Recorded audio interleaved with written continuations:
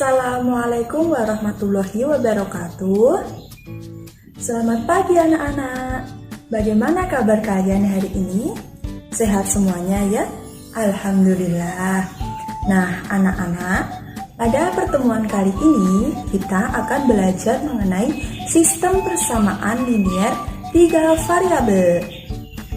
Namun sebelum kita memulai pelajaran kita pada pagi hari ini, alangkah baiknya kalau kita berdoa terlebih dahulu supaya diberi kelancaran dan ilmu yang kita dapatkan bermanfaat untuk kita semua. Amin. Berdoa mulai.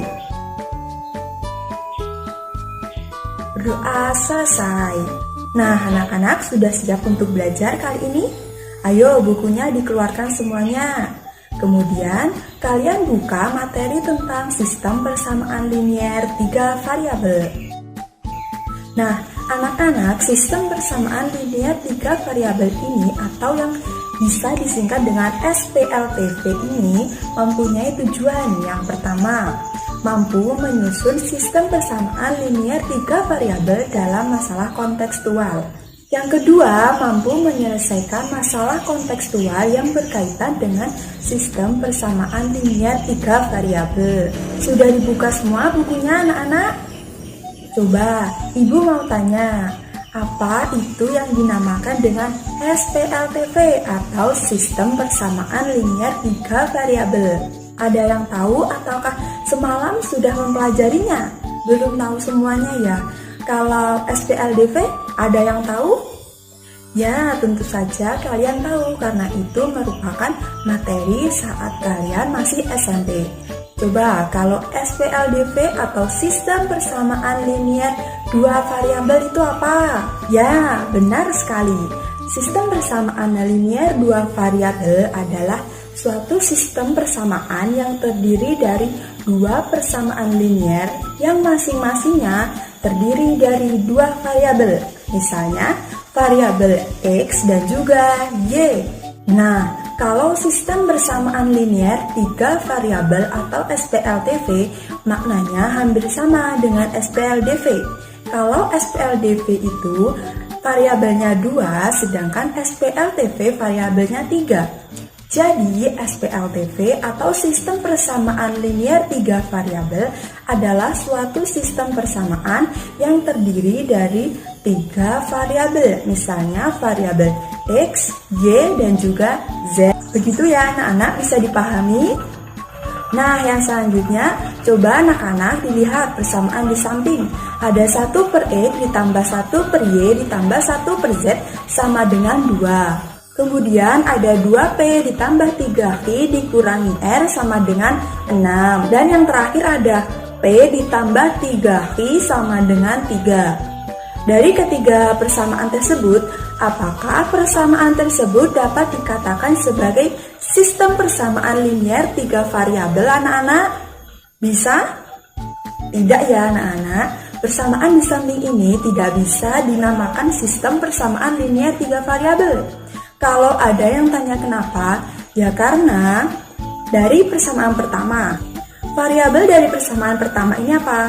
X, Y, dan juga Z. Nah, yang selanjutnya, persamaan kedua. Variabelnya apa? P, Q, dan juga R. Nah, di sini sudah sangat terlihat bahwa variabelnya itu berbeda. Maka mereka tidak bisa saling terkait. Artinya, mereka tidak bisa dikatakan sebagai sistem persamaan linier 3 variabel. Bagaimana anak-anak? Apakah sudah bisa dipahami? Kalau sudah, kita ke materi yang selanjutnya, yaitu contoh soal, supaya kalian lebih bisa memahami maksud dari materi ini. Nah, anak-anak, coba perhatikan contoh soal yang ada di samping. Pak Panjaitan memiliki 2 hektar sawah yang ditanami padi dan sudah saatnya diberi pupuk. Terdapat 3 jenis pupuk, yaitu urea, SS, dan juga TSP yang digunakan supaya hasil panen lebih maksimal. Harga per karung dari setiap pupuk tersebut adalah 75.000, 120.000, dan juga 150.000. Banyak pupuk yang diperlukan oleh Pak Panjaitan adalah 4 40 karung. Pemakaian pupuk urea 2 kali lebih banyak dari pupuk SS. Sementara dana yang disediakan oleh Pak Panjaitan untuk membeli pupuk tersebut adalah 4.020.000. Berapa karung setiap jenis pupuk yang harus dibeli oleh Pak Panjaitan? Nah, ini caranya mengerjakan. Sebelum mengerjakannya, terlebih dahulu kita harus memisahkan dulu pupuk-pupuk tersebut. Misalnya, X untuk berapa karung pupuk urea yang dibutuhkan, Y berapa karung pupuk SS yang dibutuhkan, dan Z berapa karung pupuk TSP yang dibutuhkan. X ditambah Y ditambah Z sama dengan 40. Ini adalah persamaan 1.